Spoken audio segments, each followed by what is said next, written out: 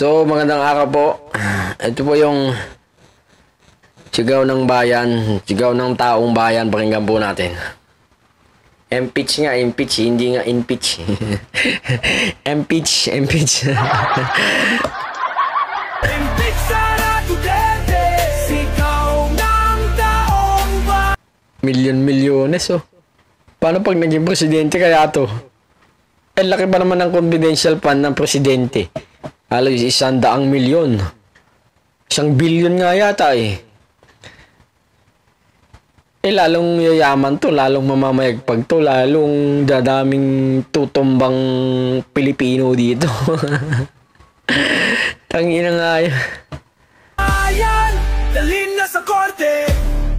Dalhin na sa korte. Dami oh. Claire Pampano, Miko Hira, Salakasim, Ralph Dios, Bacon, Patiting. Halata naman. Saan galing yung mga pera nila, di ba? Magkano lang naman ang sweldo ng Vice President? Taka-3 taon pa lang to. Magkano isang buwan? 300 plus. Oh. Kwentahin nyo. Oh. Wala pang 100 million eh. Samantalang yung binabayad nila kay Kochman, 100 million, 140 million a month. Nakadalawa na yun. 2 buwan na. Oh. Siyempre, nagsimula yun eh. Kung siya nagsimula, kung ang araw pumunta si Kochman, eh, mga pangatlong araw yata, pumunta na sa daig eh. Oh. Si Kochman, hindi pa taga Netherlands yun. Nag-e-aeroplano yun, papunta ng dahig. Sige nga. So, saan nila inaano yung pera nila? Sige nga, saan galing? Oh, baka naman talagang tama si Trillanes. Yung mga bank account na billion pumapasok dyan, di ba? Sa fake news ka lang magaling, puro ka arte, puro ka pa cute, puro ka drama. Wala kang silbi, wala kang kwenta.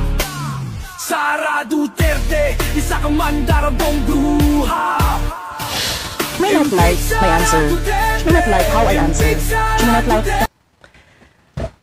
Ayan ah, ganda ng kanta. Hindi lang naman kayong marunong mag-compose ng kanta. Hindi lang kayo marunong kumanta, gumawa ng lyrics, mag-compose. Hindi lang kayo.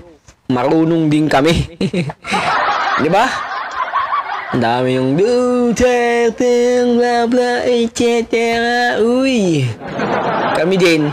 Sigaw ng taong bayan, impeach Sara Duterte. O, di ba? Maganda pa kayo lyrics eh. Bagay na bagay. Content of my answer. Impeach. Impeach Sara Duterte. Na na na na na na. Impeach Sara Duterte.